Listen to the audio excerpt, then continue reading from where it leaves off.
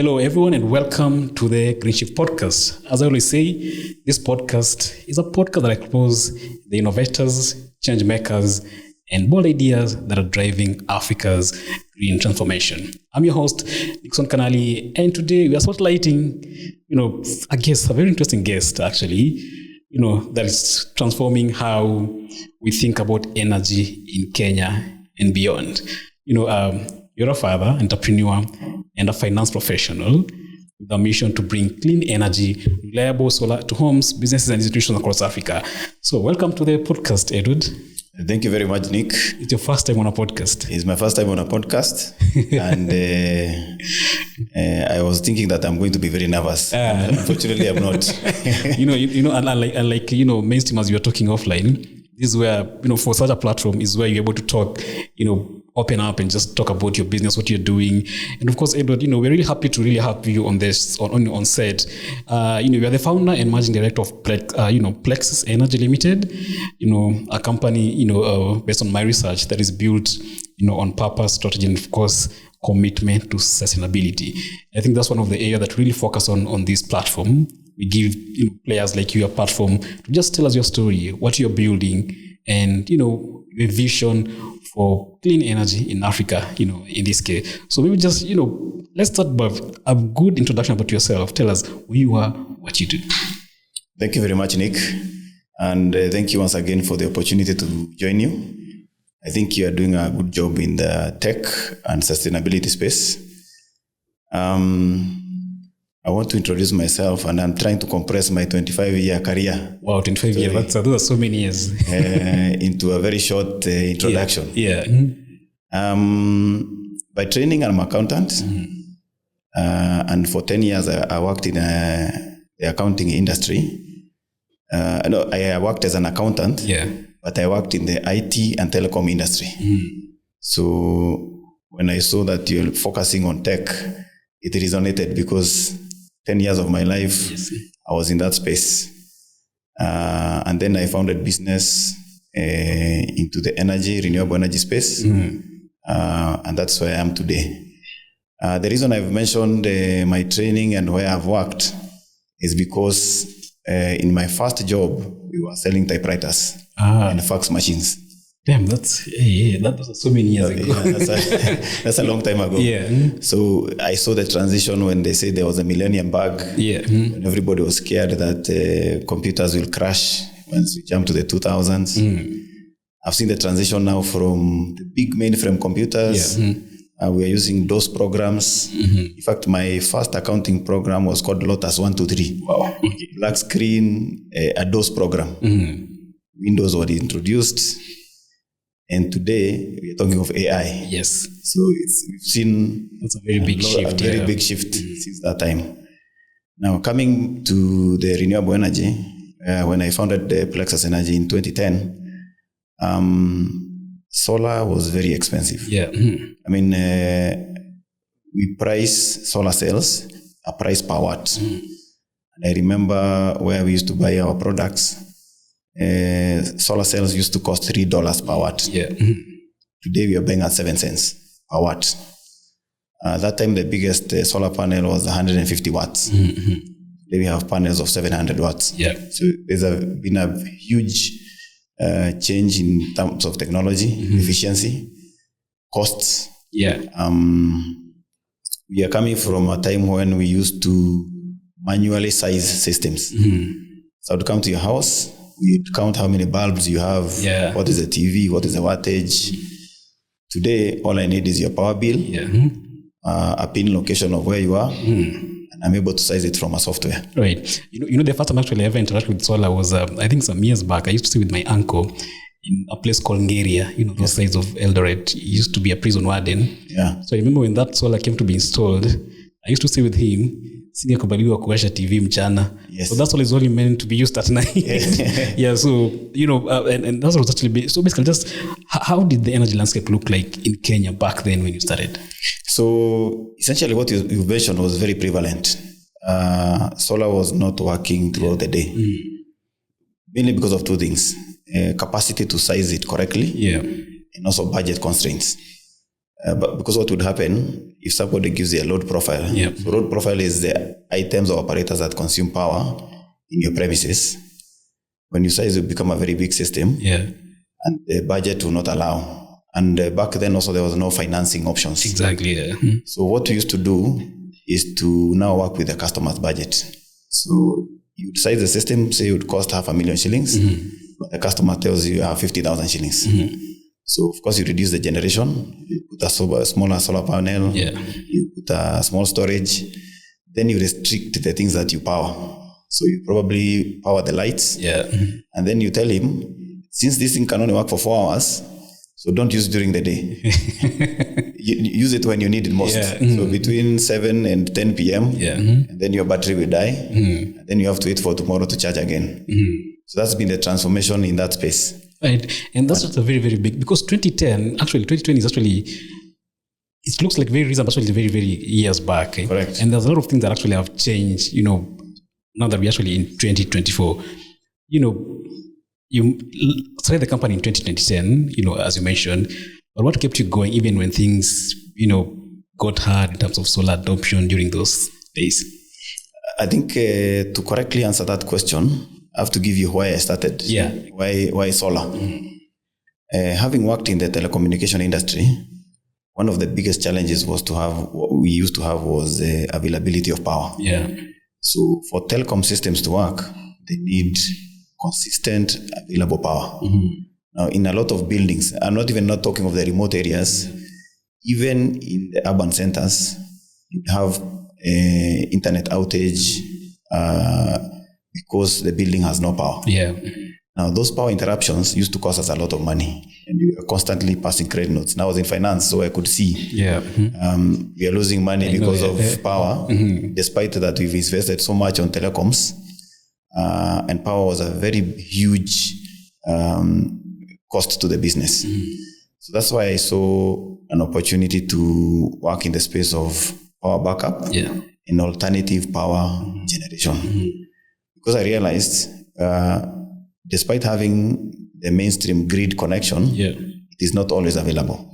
And sometimes even when it's available, it's not in the right voltage.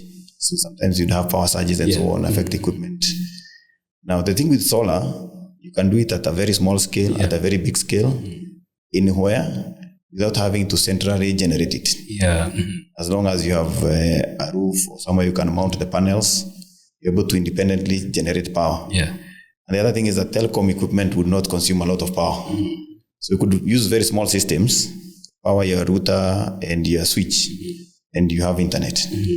So that is what drove us to provide that. So the gap was always there. And now coming back to your question, I knew that it is not a problem of demand. It is a problem of how do we deliver available power all the time.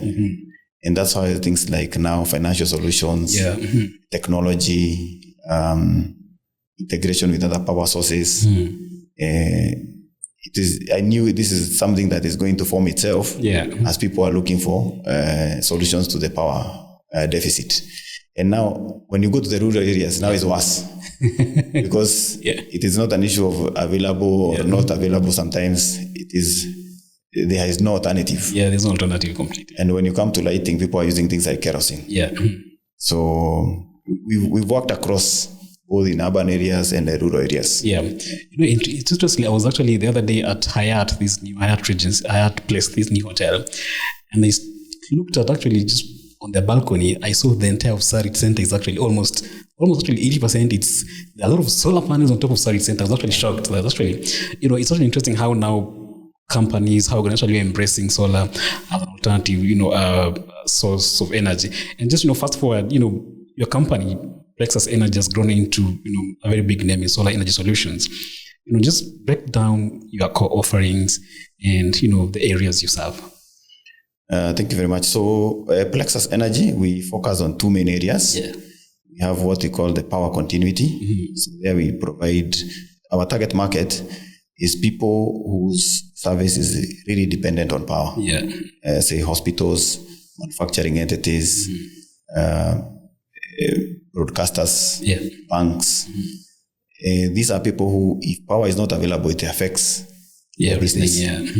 So as well as data centers. Oh yeah. So we provide two things. So we provide what is called an uninterrupted power supply equipment that makes sure the quality of power is clean. Yeah. Then we provide a battery backup that you store power when you don't need it. So that when in the event that your main supply is interrupted, you have storage.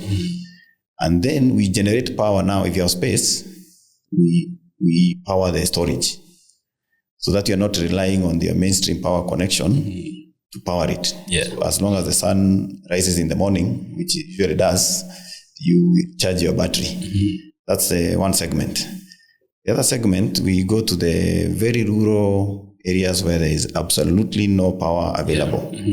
So these are communities where either they use kerosene for lighting, or they have small generators for powering their pumps.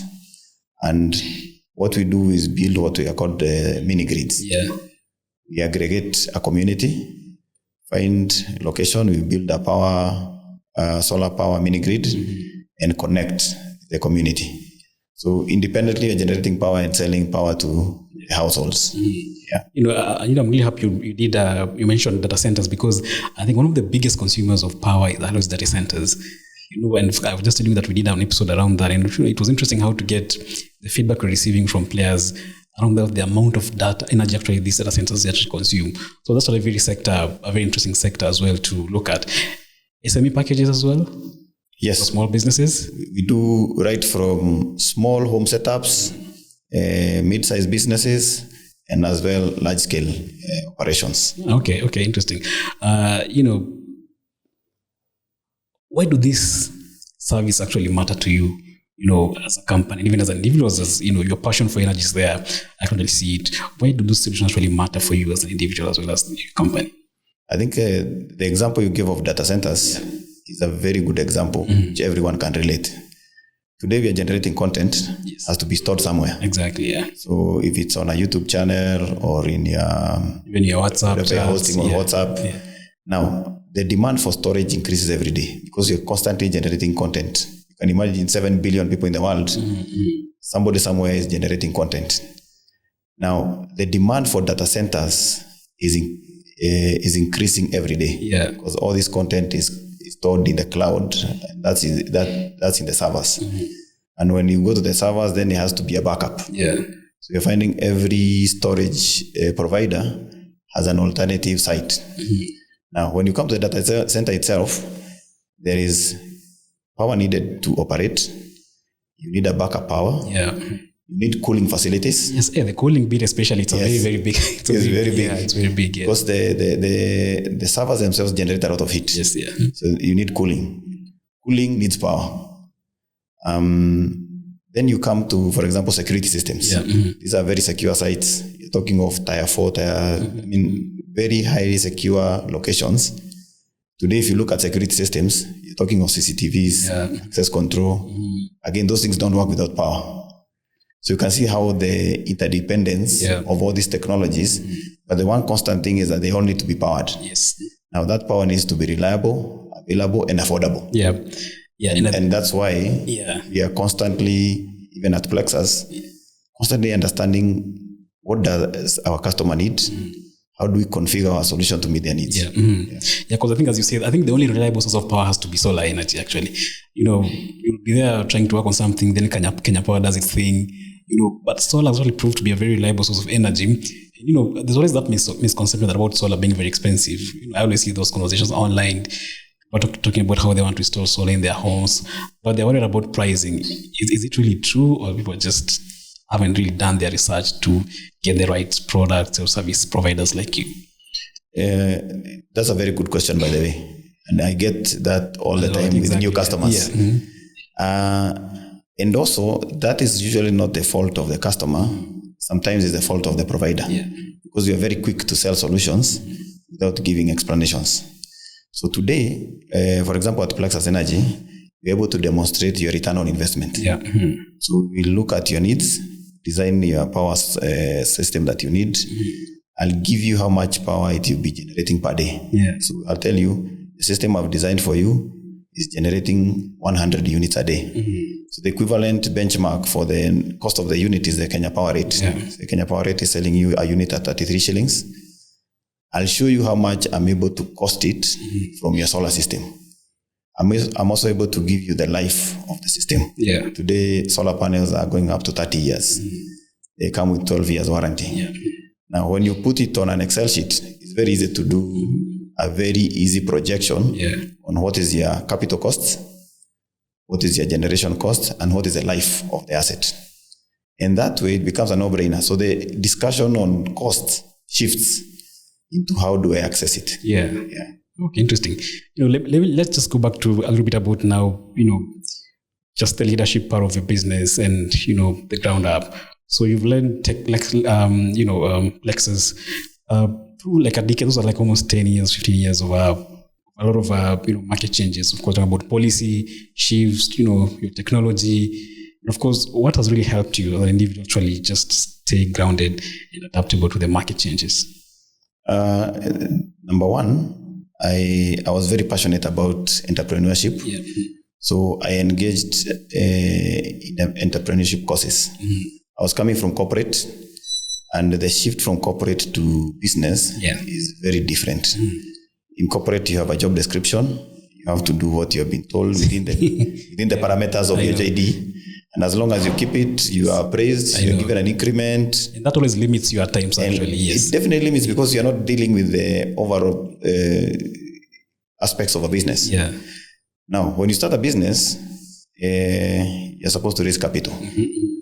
You're supposed to do HR because you're recruiting people. You're supposed to do compliance because you're getting licenses. You're supposed to do market study. Yes. You're supposed to do marketing. Accounts. You're supposed to do accounts.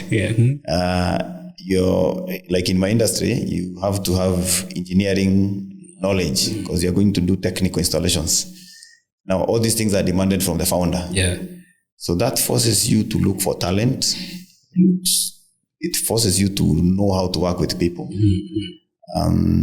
It forces you to know how to manage money. Yeah. Because a lot of the money you're handling is not yours. Customers are entrusting you with money, expecting to get their product in exchange of the money.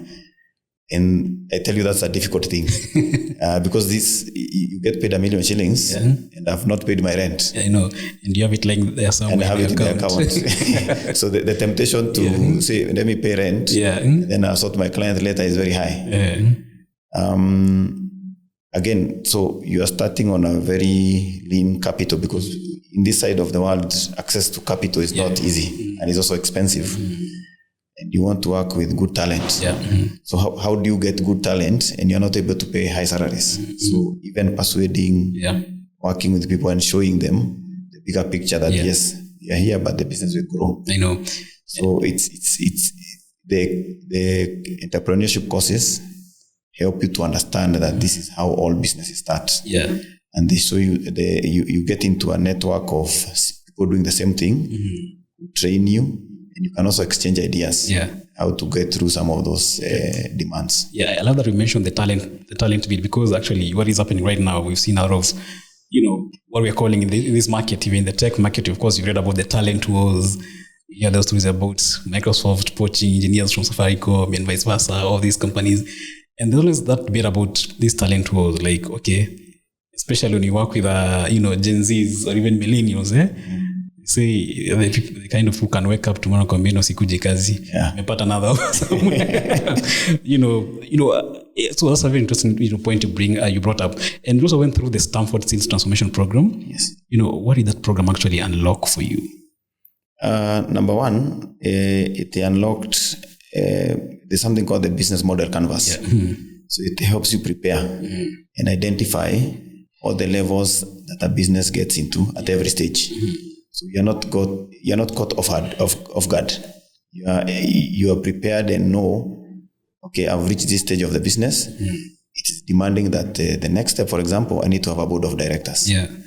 Where we are going now, we need to hire a HR manager. Where we are going now, we need an independent auditor to vet. Where we are now, we need to create standard operating procedures for the business. So that's one of the biggest discoveries. I wanted to mention something about talent, and you mentioned Gen Z. Yeah. I'm a big fan of working with young people. Yeah.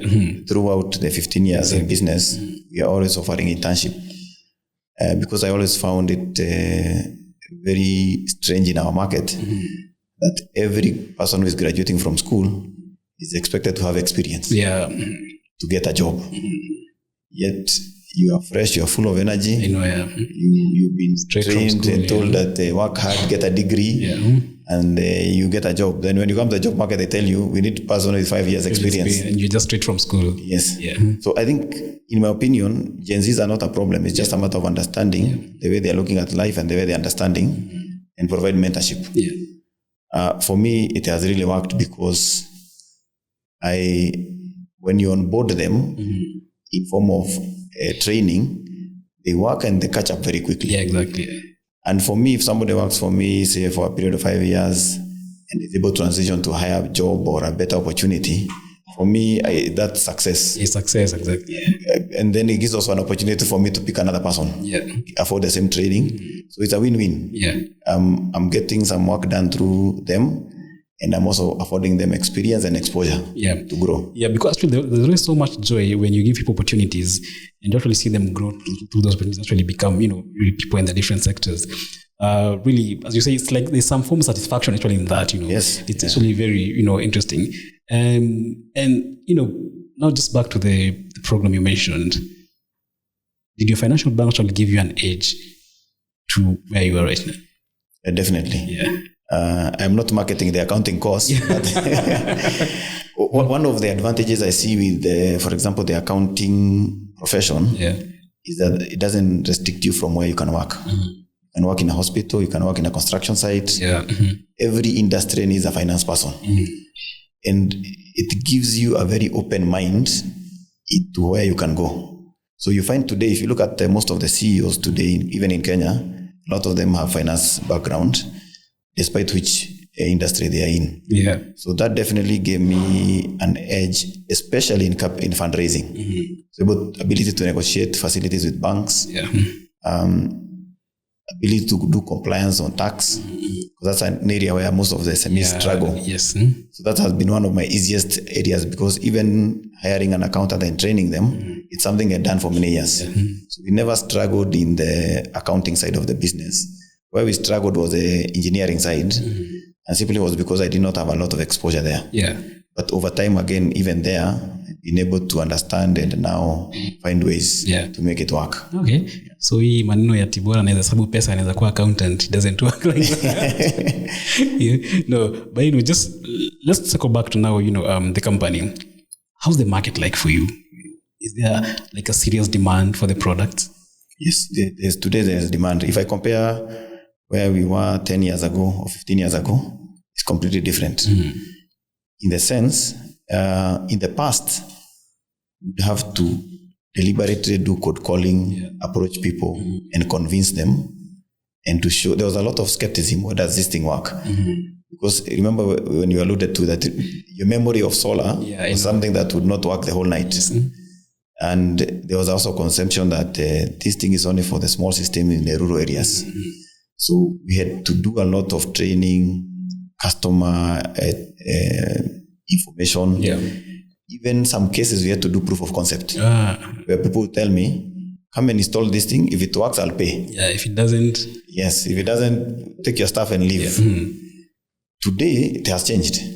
I mean, today there are tenders where the user has already defined what they want. Again, internet has also helped. Today, if you want a solar system, you can even go to ChatGPT and tell it, this is what I want, and they'll give you proposals and they'll give you recommendations. You can go online and check prices of products. So there's a lot of consumer knowledge which has opened up the market. So it has changed from us going to the market and explaining ourselves to responding to inquiries. So in that respect, the landscape has completely changed. Because I think, the reason why I think maybe we're very slow to adopt solar and until now recently is the consumer knowledge is still a very, very big thing. Most people didn't have the knowledge on how to do those things, how to set up solar. And also we knew solar power. I mean, we knew Kenya Power is the only provider of energy in the country. So when you talk about solar, people have actually their own reservations on that. Yeah. I know, as you mentioned, consumer knowledge is very important. So do you also offer that to people? Yes. So as part of the business we do consulting. Mm-hmm. We do a lot of consumer education. Yeah. In fact, currently we are running a webinar series that is called Beyond the Grid, where we are inviting professionals and experts in the industry to talk about ESG, how we are seeing the landscape change. For example, one of the biggest things today is that even finance providers, that's banks and other financial providers, are not considering loan applications in the old conservative way. In the old days, a business like this, if you went to apply for a loan, the bank will probably ask you for a title deed as security. They ask for your business plan, and then they give you the loan. Yes. Today, they're asking other metrics. They're asking what are your environmental goals? Yeah. What is your social impact? What is your governance? How is your hiring policies? Are you giving opportunities to youth, women, people with disability, things and so on? So these other metrics are becoming more and more important as compared to the old ways. In fact, I saw some study recently that the financial evaluation using the conservative way, the money available is now less than the money now being evaluated using the ESG metrics. So a lot of changes, and we have to adopt. So as Plexus, we see ourselves as an enabler to the ESG evaluation metric. Yeah. I was just telling you, before we started the podcast, how we've seen even, I'm glad you mentioned financial institutions, because even banks are going big onto that. Talking about things like green financing. Yeah. We've seen them going into financing, even electric vehicles and all these things. So all these things are really putting, and that's why they're really releasing a lot of sustainability reports. You've seen banks, you've seen telcos releasing all these reports around what they're doing around this space. And maybe just, coming back to clean energy, how would you describe now the adoption, in Kenya as a market? Number one, there is better understanding. Number two, we have universities providing renewable energy courses. So that means you have talent that has been trained for it. There's a lot of online information on renewable energy. So anyone with an interest can easily understand. And even there are free courses online. Some paid, others free. Podcasts like this are able to educate people more. And all this is the one leading to more adoption and better choice of solar products, renewable energy solutions. There's something we've not touched on, because there has been also an increase of counterfeit products, or products that don't work, which end up affecting the quality of renewable energy solutions. So there's more knowledge towards that. And again, when people are aware, it increases the adoption. However, we still need to do more. Today, you still find people using the conventional means. For example, I'm doing a building and I'm installing a generator as a backup. Whereas today now you can do a battery backup, lithium-based battery, without a need for a generator. You will still find people in the rural areas who still opt for very expensive alternative sources of energy, because they don't know that the solar can do whatever power they need. Especially, for example, we see that a lot in the water pumping and so on. Okay, I'm a victim on that, because back in my village, we use a very interesting technology to pump water from the ball to the. But again, even as we talk about this, we can't end the conversation without talking about policies and all these things. Some years back, we used to hear, I don't know if they were true or not, like if you put solar, Kenya Power will come to you or something, like, okay.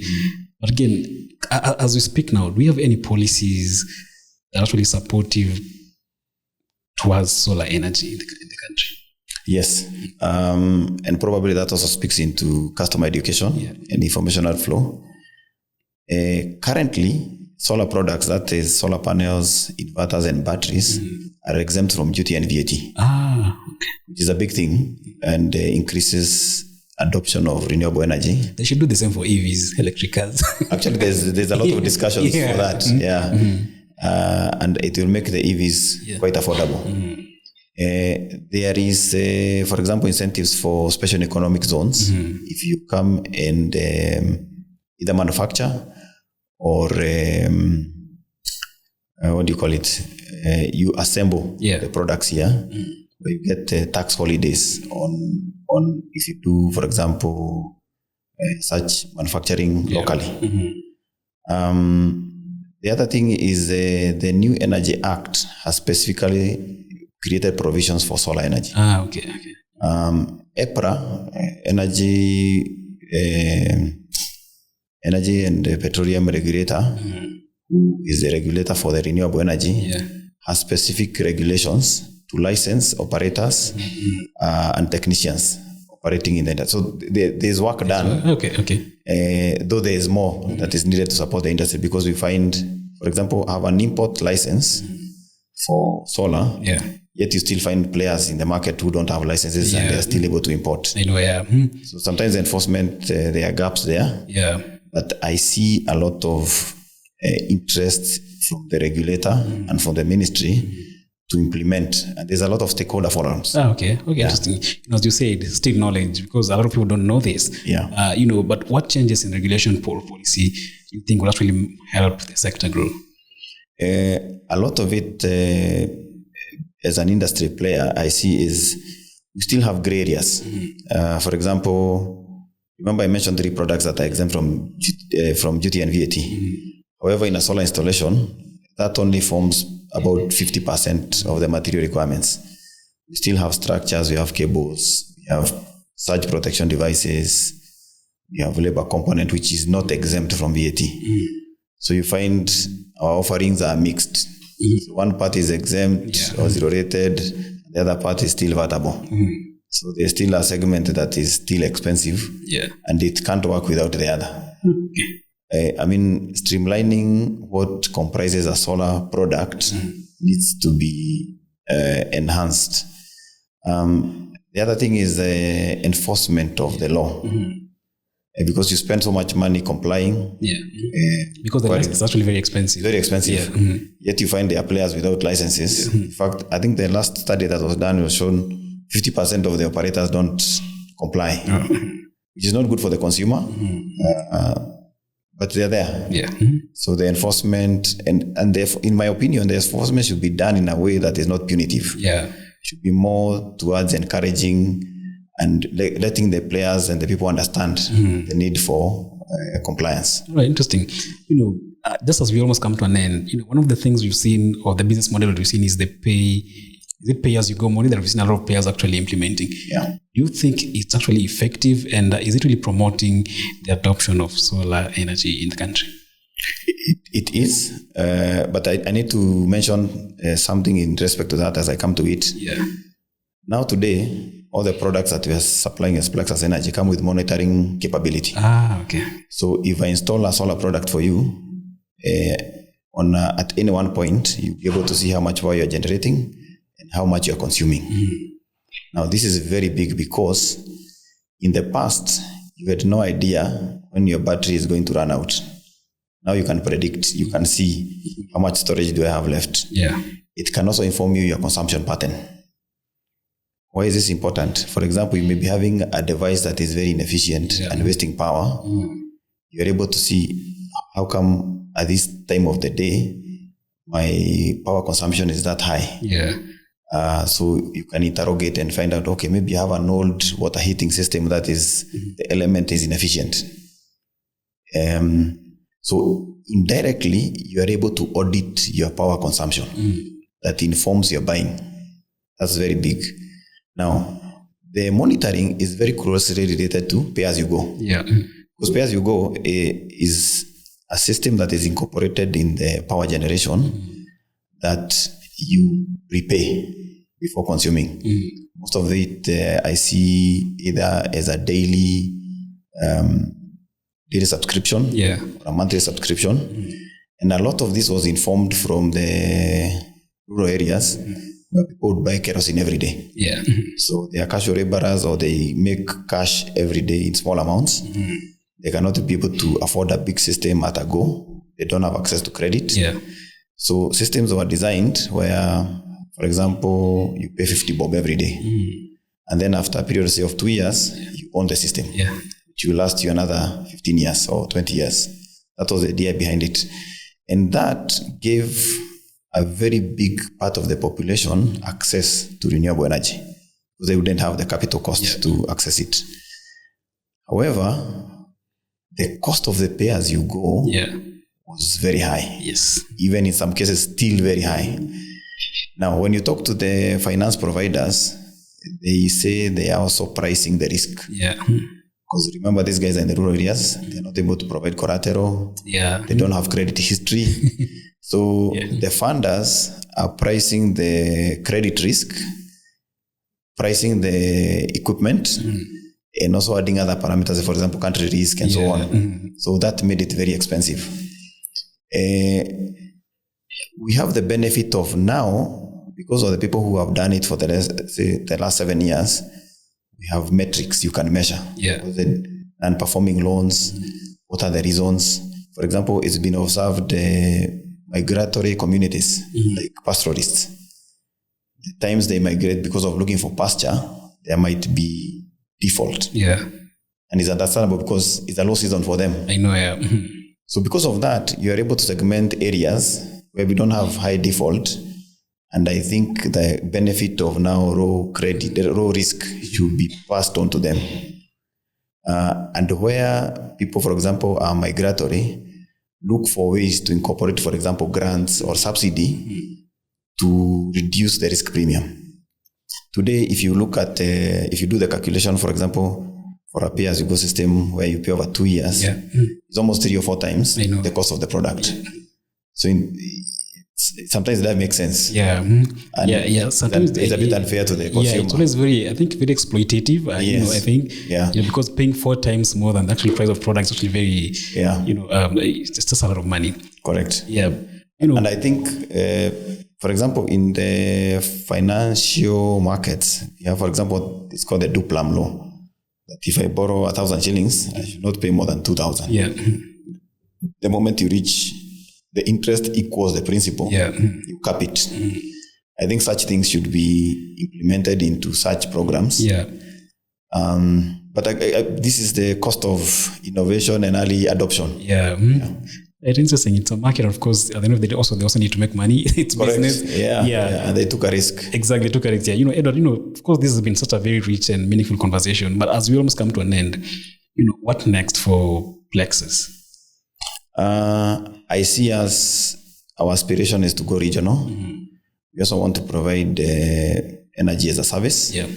So we are innovating to look at borrowing a bit from the pay-as-you-go model, taking a bit of the data that we've aggregated over the years, understanding people's consumer behavior, and coming up with innovation where you don't need to understand what is an inverter, that is not your business.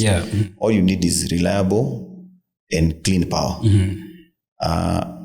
Looking for a way, how do we provide this to you at the most convenient way, without having to put or breaking the bank. That is where I see Plexus in the next few years providing in the market. All right. Thank you so much, Edward. Maybe talk about the webinar series before we wind up. What is it about?